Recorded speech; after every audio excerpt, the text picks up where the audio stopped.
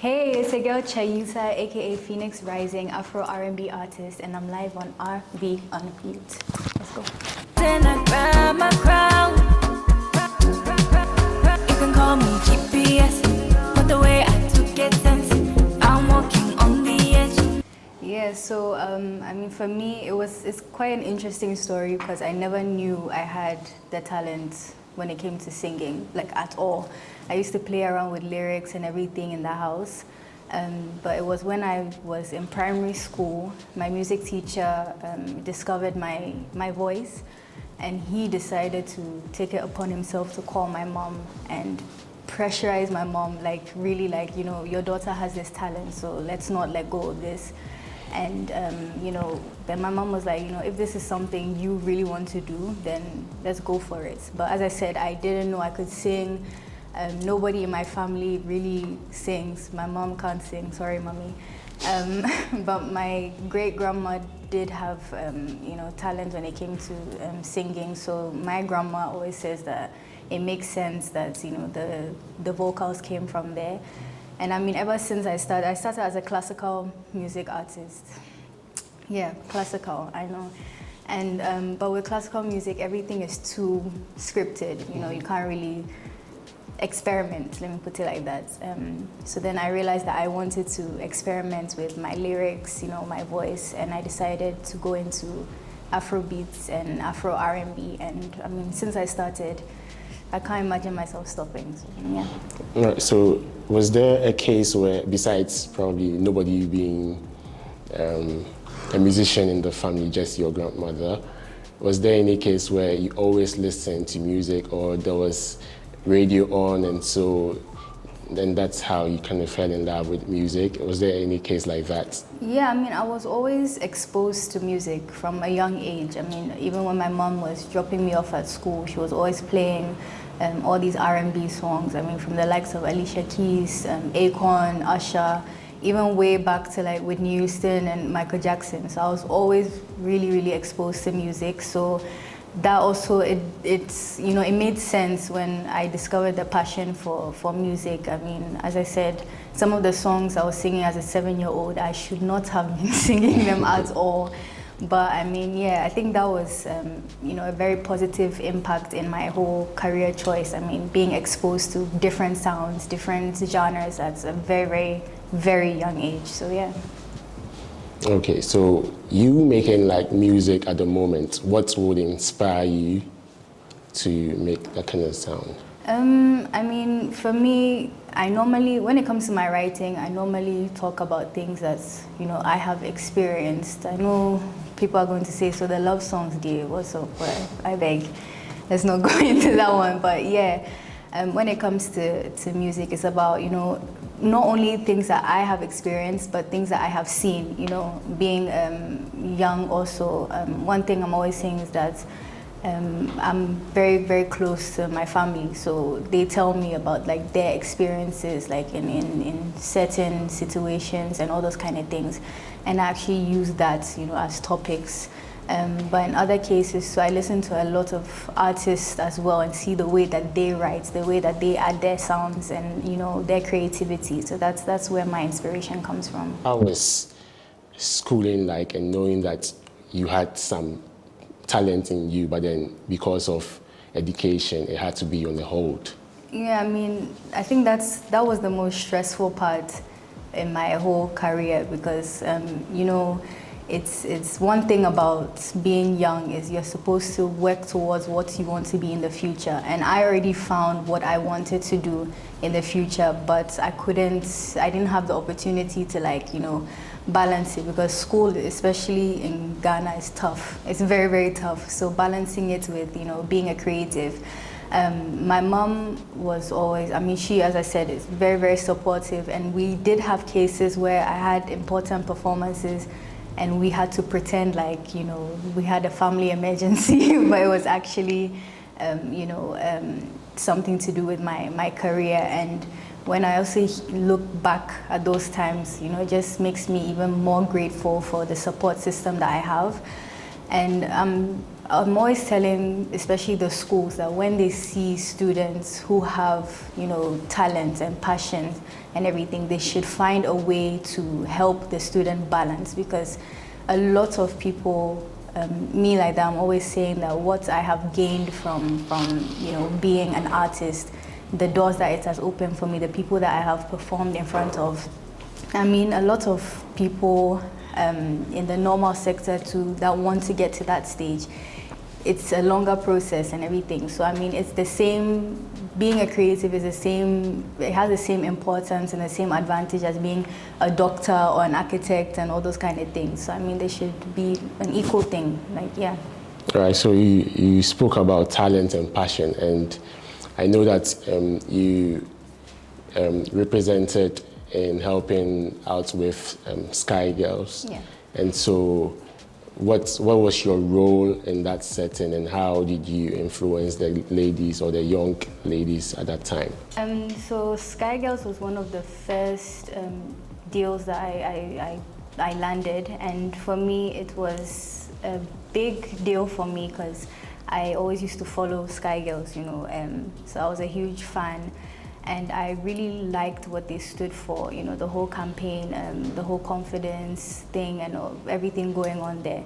So when they reached out, I was like, oh, definitely, I would love to jump on that. And also being, a female in this industry, and they were also like, fusing everything with the music and everything, and just standing as like that kind of role model for girls my age and, younger.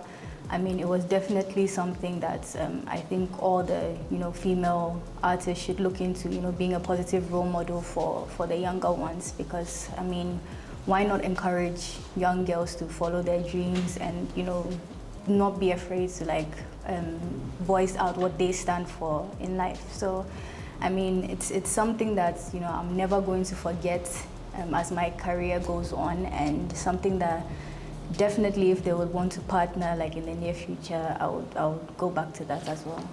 Nice. So I know a lot of artists in Ghana want their music to be produced by Q-Beats. And trying to get Q-Beats, it's not going to be easy at all. But then you've done that. Yeah.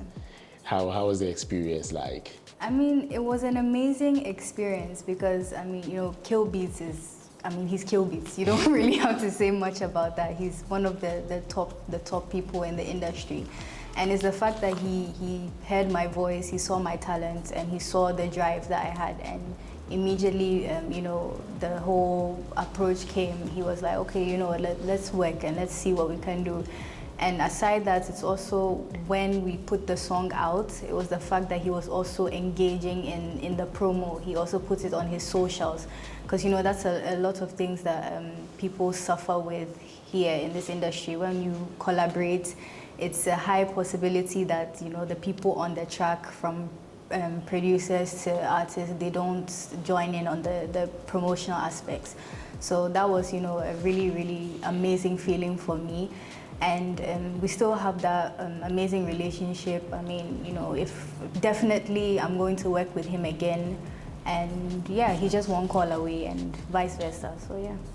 Yes. I just want to know, how was your feeling like when you put out your first music?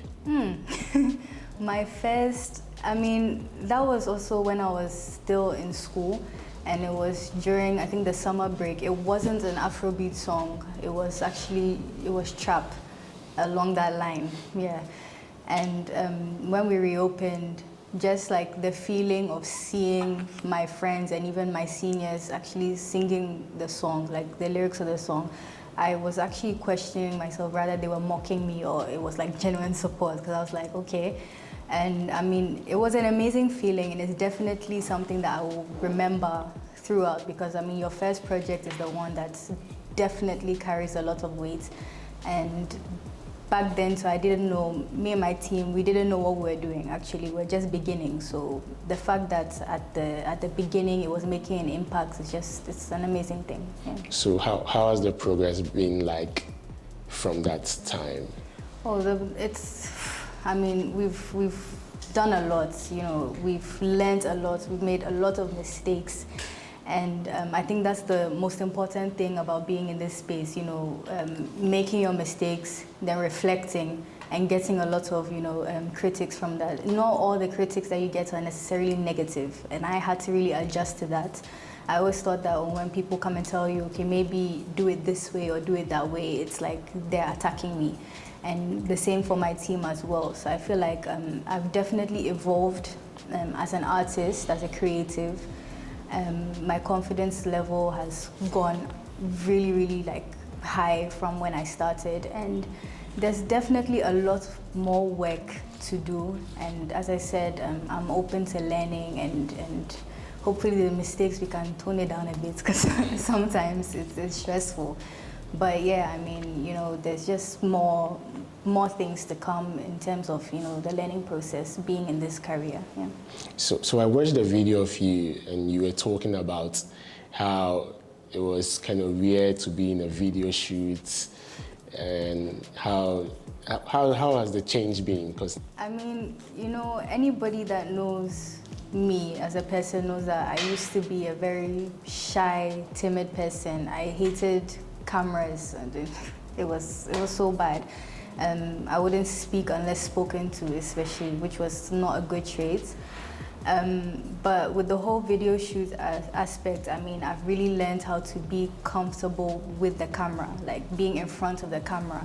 And I feel like that for me has been a big stepping stone, because I mean, in this career path that I've chosen, you literally cannot be shy of a camera. I mean, it has to be one of your best friends, especially.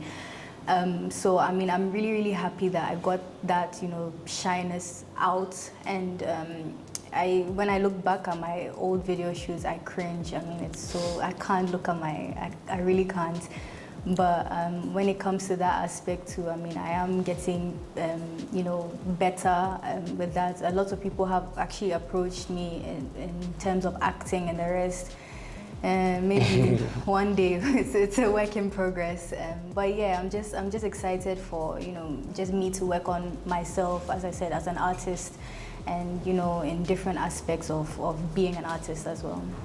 All right. So you spoke about you writing songs, and sometimes it had to do with not probably your experience, but maybe somebody. So talk to me about solo.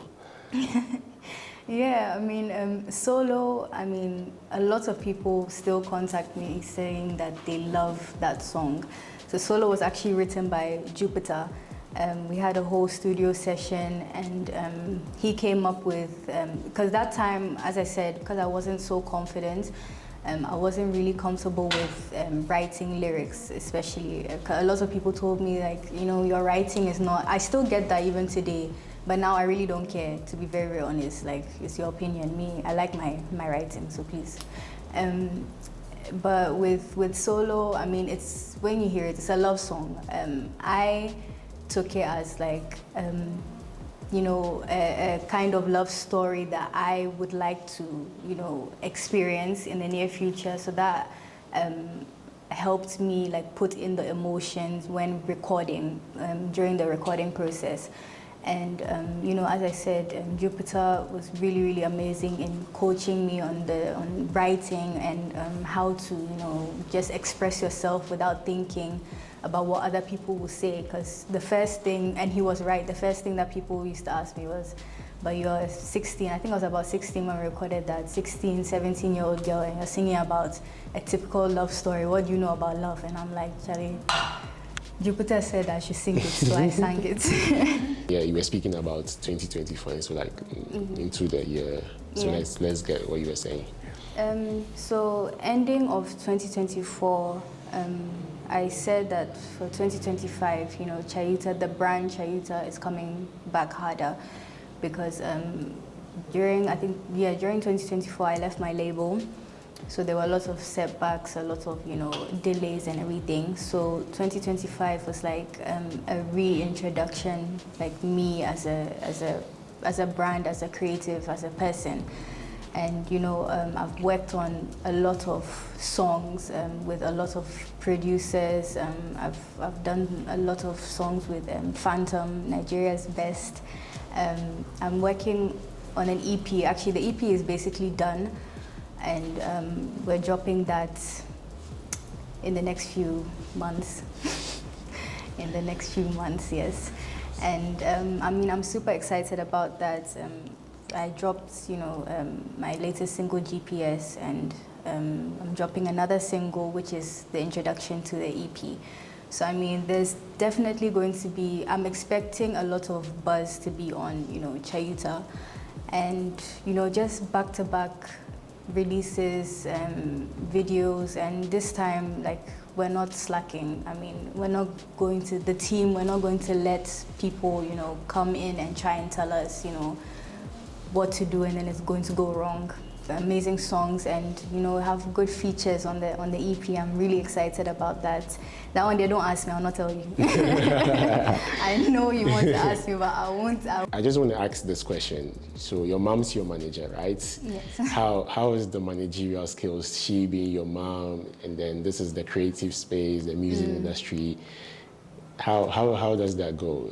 Yeah, I mean, a lot of people expect that, because my mom is my manager, she's, I mean, obviously, because she's my mom, she's protective. She's protective of me as a person and protective of the brand, because she's always talking about, you don't want to put something out there that will come and, disturb you, like, in a few years to come, which is very, very important. And, because she knows me on a personal level, in a way that's good, in a way too sometimes it clashes, because you have to find a good balance between, okay, now she's speaking to me as a manager and now she's speaking to me as a mom. So that was something that we both had to work on. But I mean, the woman is tough. She's tough. Like I'm always like seeing the way she handles, my affairs, like as an artist and everything. And as I keep on saying that it's a big blessing to have, that. I think I said it earlier, that kind of support system. Because I mean, she's definitely somebody that just wants, the best, like wants what's best for me. And I think that's the greatest thing. And I mean, she knows what she's doing, so please, when you guys are coming for a deal or whatever, make sure you know what you're talking about. Because I can't also enter and start speaking on your behalf, because the woman, I mean, she knows what she's doing, and she's gotten me like a lot of amazing people to work with in terms of, you see, I think I made mention of some of my songs were produced by Phantom.